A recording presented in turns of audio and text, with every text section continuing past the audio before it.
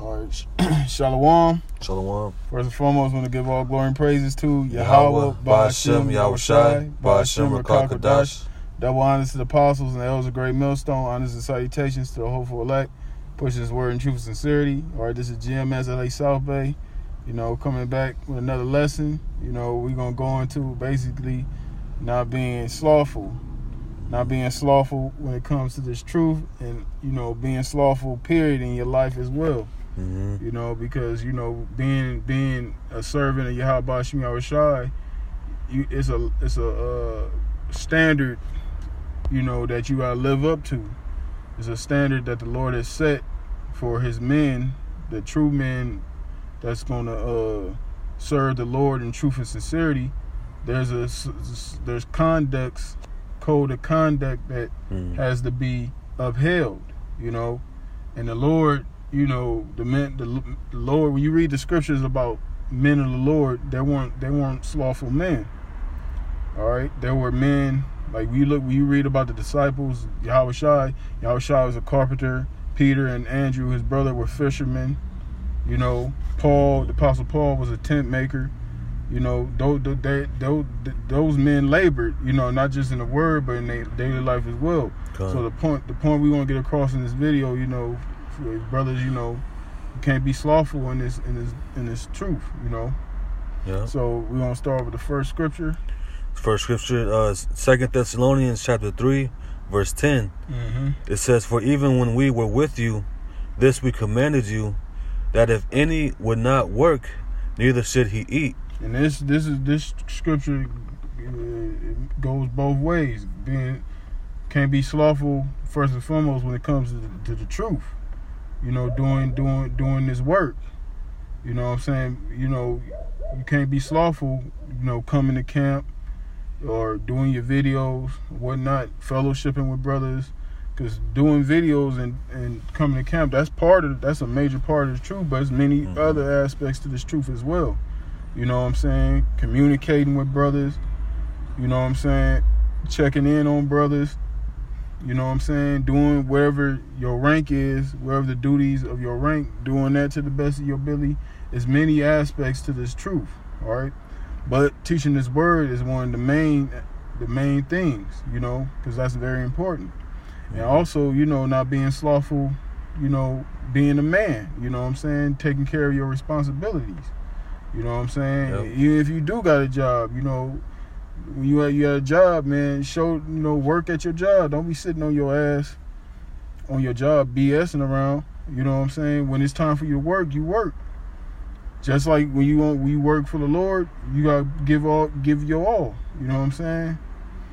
It goes both ways. Go on. Yep. I'll read it again. "For even when we were with you, this we commanded you, that if any would not work, neither should he eat." Right. If you don't work, you don't eat. That goes for, if you don't work for Esau ain't gonna pay you. Right. Esau looking for reasons not to pay you. You know what I'm saying? You don't do the job, you don't get paid, you don't eat. In this world, you need money to eat. Right. Right. So it's it's very it behooves us, or it behooves all of us, all right, to show forth that that effort, all right, throughout the things that you do. Whether you're you have a family, you got to be that man and provide for your family. Right. All right. Whether you're just a man on yourself, by yourself, make sure yourself is on point. Right. Making sure you're doing the things needful for you, all right, and the things necessary for you to get the things that you need. That's Food, right. water, shelter. That's right. All right. But most importantly, man, make sure you're spiritually dialed in, man. That's right. Right. Yep. Because you got brothers beside yourself. You got a camp of brothers. Brothers may need help. That's why, it behooves brothers, you younger brothers that's coming in this truth, you brothers don't got jobs, you should try to look for one, try to find one, or get, find whatever hustle you can do to make a little money. Right. To be able to, take care of yourself and help brothers out. Right. Because we all a body, we all take care of one another. You know what I'm saying? Even if you a brother that may not have a woman or children, you still got the brotherhood. You know what I'm saying? Brothers that may need that get in the jams. You know, we all come put our tights together and we help each other out. And we, you know, the apostles. You know what I'm saying? So you gotta be mindful of these things. When you come into the brotherhood, you gotta, you know, you ain't just coming into this thing. You know, it's deeper than calling a white man the devil, right, and cussing out the black woman. There's many layers to this thing. Right. You have more on that? Let me see. Yeah, I'll read the next verse. It says, "For we hear that there are some which walk among you disorderly, working not at all, but are busybodies." Yep, you got Jake, like a lot of them Jakes that be on the comic board, you know. And I ain't saying all of them, but, you know, some of them, you may not even have a job. They just on the comic board all day. Right. Cheerleading, you know what I'm saying, laughing. But what are they doing? What are you doing? Yeah. You know what I'm saying? What are you doing to help push this word? You're not even out there on the highways and byways. You know what I'm saying? A lot of you Jakes, you in LA, you in the Los Angeles area, and you've been watching this for a while. Y'all don't even come up to the camp. You might be 10 minutes away, 15 minutes away. Yup. You know exactly what street we on. You know the exact corner we on. You know. Yeah. And a lot of y'all make excuses, man. We got a brother that just recently, he just joined the camp. This brother was coming all the way from Fresno. Which is, man, 4 hours. 4 hours. And this brother came. This brother, he had injured his leg. He injured his foot, and this brother was coming down on a bus for 4 hours from Fresno to hear this word, man. So what you guys in LA? What's your excuse, man? You have none. You know. Yep. You have something to say, bro? Or yeah, man. You chime in, it's bro? Beautiful, man. That brother, you know, he's not a brother, you know, like the brother just said, man. He's injured, you know, but still making a 4-hour trip down to hear the word, man. Yep. All right, and that's what you call diligence, man. Yep. You know, that's so right. So is he